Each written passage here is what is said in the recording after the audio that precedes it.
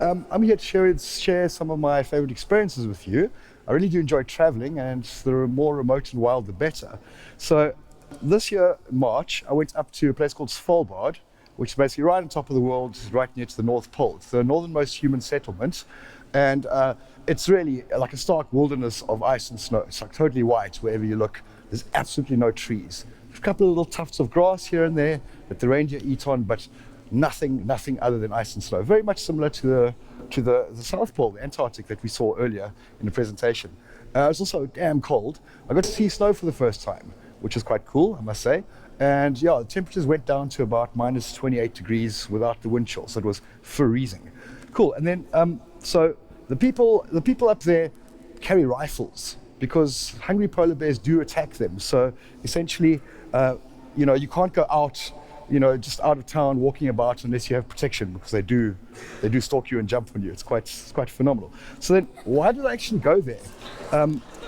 So I basically went up for a very short appointment.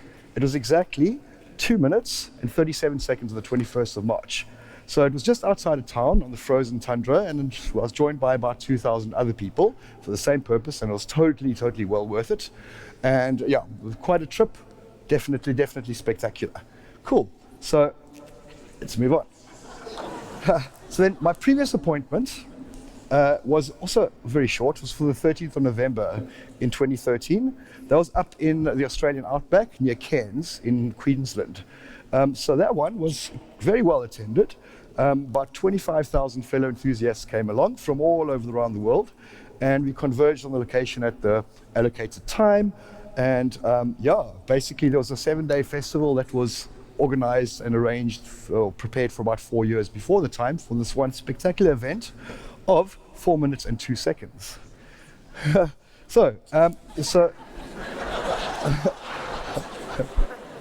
Okay, so on the July the 11th, 2010, another such appointment took me to Rapanui, which is the most remote human settlement in the world, basically, the most remote community. That one was for exactly 5 minutes and 20 seconds. And for 5 minutes, 20 seconds, I traveled all the way across the Pacific Ocean to the Isla de Pascua, or Easter Island, as most people know it. Right, so what would have brought me to all these places to travel so far for such a short amount of time? I'm sure you might be wondering. So, arguably, I'm part of an unorganized cult, and it probably is one of the oldest cults in the world. You could say it predates even the oldest profession that we know of, right? So now I've been to 6 of these events so far. My 7th is set for March next year in a place called Sulawesi in Indonesia. I know exactly what to expect.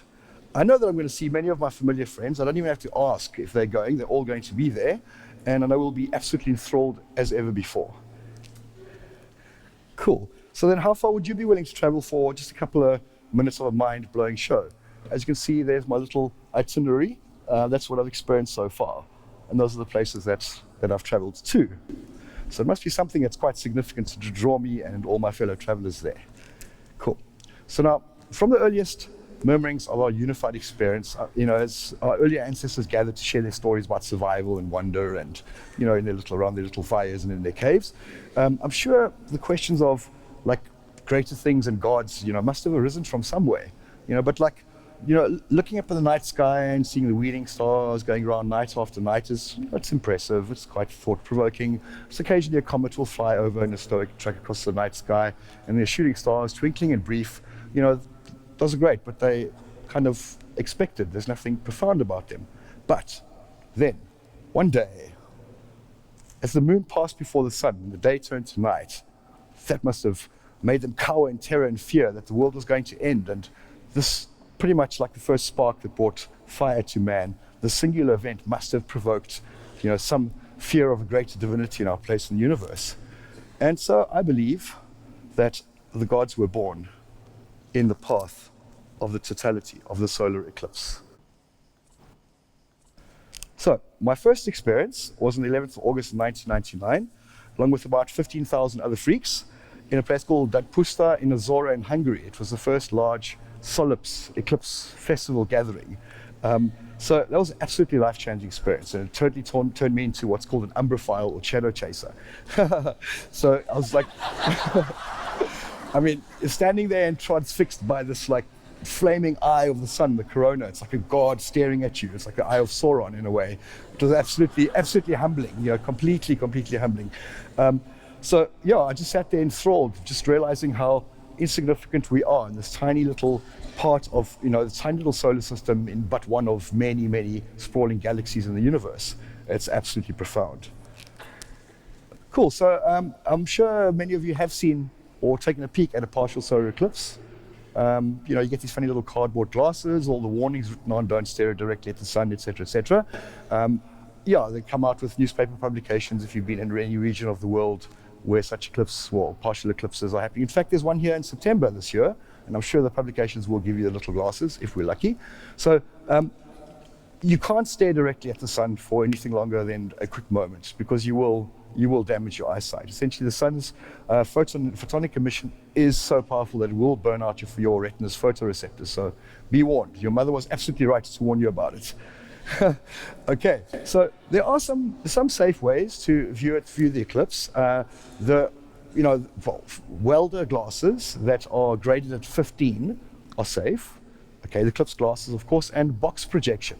I mean, we've heard of all these weird ways of looking at the eclipse. Some that come to mind are, compact CDs and stacked sunglasses, etc. Those don't work. You will damage your eyes. And there's also tea bags. And I've always wondered, are they wet or dry tea bags? You put them up and you stare at this thing, and But as you can see by the little image on the right, the sun, most people just look up at it and go, oh, there's this little flaming ball, and there's something eating away at it. Interesting. They look for a bit and they go, yeah, what's the big deal? And they just get on with their lives. Okay, so only when you get to about 75% of total cover, when the moon's covered 75% of the sun, can you see any perceivable change in the daytime brightness? Okay, and you need even more before there's a drop in temperature.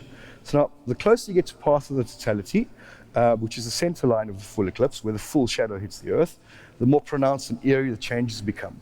And then only at about 99% can you take off your glasses and start to look at the sun, as the last little sliver of light disappears behind the moon.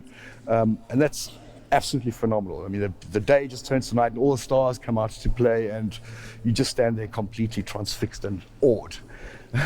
So comparing a partial to a total eclipse, it's like saying, hey, I went up to Joburg and there was a little bit of snow on the ground. I've seen snow. Compared to going up to the Alps and being in a snow blizzard, it's really that profound. Great. Right, so, and what's interesting to know is, but other organisms, like in the animal kingdom, they react very strangely to this. I mean, they don't really know what's going on.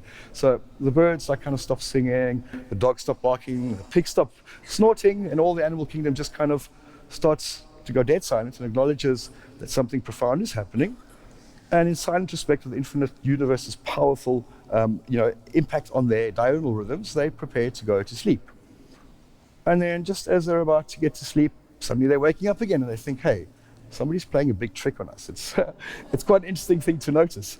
So the cock has to start crowing again, the lamb has to start bleating, and but for us it's phenomenal. I mean, we can experience it, and we can engage with the experience and postulate and muse and consider, and we know we don't have to go to sleep. We know we can stand there and just bask in the glory of the universe. Cool. So then the temperature also drops quite significantly. So normally even a tropical climate, you do have to take warmer clothing, and this big wind starts to pick up, and the shadow starts racing towards you. It completely knocks your socks off. So how does this eclipse actually work? So what forces need to be at play to bring this profound spectacle to our, the stage of our perception? It's quite simple. It's caused by the moon's shadow being cast by a narrow moving band on the Earth's surface. So when the moon gets between the Earth and the sun. So that's as simple as that. It's just a big shadow which is cast by a large ball that's orbiting our planet, with an even bigger ball that's emitting fiery photons at us. But the ratios involved are really quite spectacular. First, since the moon does travel in an elliptic orbit, which is tilted or inclined at 5 degrees to what we call the solar orbit or the ecliptic plane, the passing shadow usually just misses the Earth, because of the angles. But when it does line up, it's just absolutely phenomenal. So when you say when the moon crosses over the ecliptic plane, then it all lines up. Then the shadow of the umbra in the eclipse sweeps across Earth's surface at a staggering rate of 1,700 kilometers per hour. And it carves a shadow track between 100 and 160 kilometers wide, depending on where the moon is in its orbital cycle, the distance from the Earth. So people get onto ships and they jump into planes, they try to chase the eclipse, to try get a few more seconds experience. Well, let me tell you, if you want to spend that money and you have so much money to blow, go for it. But looking through a little tiny portal window on a plane just doesn't justify the experience of having your feet firmly planted on the ground and just being part of the universe. There we go. So beyond the shadow path, so there's a lesser and partial eclipses visible across, it's about 3,000 kilometers. So the guys in the peripheries, those poor suckers, that'll only catch a sliver of a glimpse. We just laugh at them because we're sitting on the center line and just playing under the darkened sun time and time again. But what does amaze me is how the sun and the moon, they appear to be exactly the same size from our vantage point, a puny little human perspective here on the surface of the Earth. So this is quite phenomenal because now the ratios involved, the number 400 comes up a few times. So the sun is, 1,400,000 kilometers in diameter. The moon is 400 times smaller at 3,475 kilometers. Okay, so they're 400 times difference. And the average distance to the moon is 380,000 kilometers. And to the sun, you multiply by 400 and you get 150 million kilometers. So 400 and 400, 400 times bigger and 400 times further. So it's actually perfectly placed for us. It's as if, we're just very lucky to be experiencing this. So we have nearly 2,000 exoplanets, which are planets in orbit around stars other than our sun that have been discovered since 18th of July this year. But we've got no way to determine whether any of these have any orbiting satellite companions. If they've attracted any, if they're still like single and speed dating any regional satellitas, hoping to draw in the special honey with their impressive size and irresistible power of attraction. So I can imagine like how a lonely planet out there just like heaves and sighs. Oh, for that day to capture me, a fine young beautiful moon, to love and cherish as my own, to stay true in my orbit and watch over me. Oh, what I would not do for this here in the loneliness of endless space. All I get are these pesky little meteorites whizzing about and smashing into me with no damn respect. When will I woo to me my very own moon? So yes, so it's a... So we don't know if of those 2,000 planets whether they have an orbiting companions yet. But then there's also, we have to factor in the size and the distance for this to come about, for the perfect match. So now some say a perfect match made in heaven. Well, we do wonder because the staggering improbability of this convenient solar arrangement does make for quite a compelling motivation in favor of big grand hand in play of the games of origin and creation that we silly humans still fervently argue and fight wars over. Cool. So, since we only know for sure about ourselves as an intelligent species, sentient species in this universe, we can't just ask around the galactic neighborhood to say, hey, does anybody else know we could find this kind of arrangement that can produce an eclipse? I wish we could, but we can't. So, most people think it's no big deal.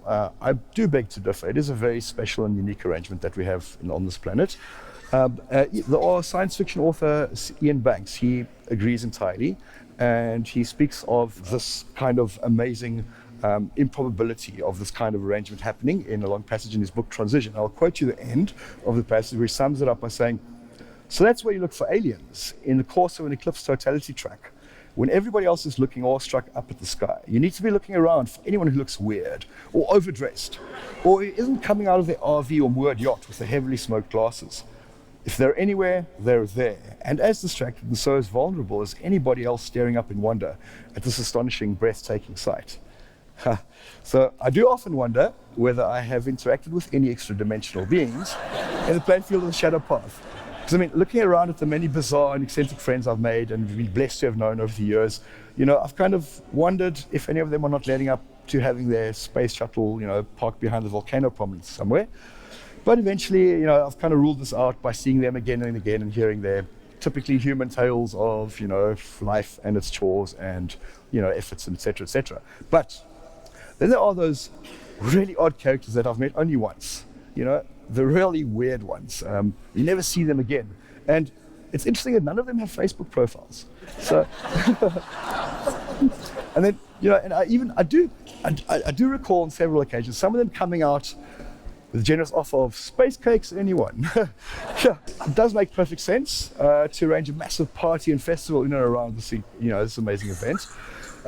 So it's a great way to gather all the weary travelers to a prime viewing location, to feed and to nurture them, to basically accommodate and entertain them, and unifying all of us in the Eclipse tribe and give us the type of environment that we wish to enjoy for, in preparation and post that singular amazing event. So it's also a very convenient vehicle for traveling, I've found. It just simplifies all your travel arrangements when you're going to a foreign place, because you've got a fixed destination which is shared by many fellow travelers, which you're likely to encounter on the way, and they're just as excited as you. So you can tend to team up and work together so you don't get lost on the way, which is great. So now, what I would advise with any budding and inspiring Eclipse travelers is to go online, find a festival. There's the next one in Sulawesi. Get an early bird discount ticket because it is a lot cheaper going, it gets expensive closer to the time. You have set dates to plan for and aim for. You've got low cost camping and accommodation sorted, and you'll have hopefully decent facilities and essential services right there on site. Great range of food, drinks, and a variety of entertainment, really good entertainment, right around the actual eclipse. And it really is an awesome multicultural environment for meeting fantastic new friends and for reuniting with your older eclipse buddies. And believe me, the same peeps come time and time again. It's absolutely wonderful. So it's a great platform also for launching further post-eclipse travels and adventures into the regional countryside, because you've interacted with new people, you've got new information, new resources, and people to pair up with. So I highly recommend it.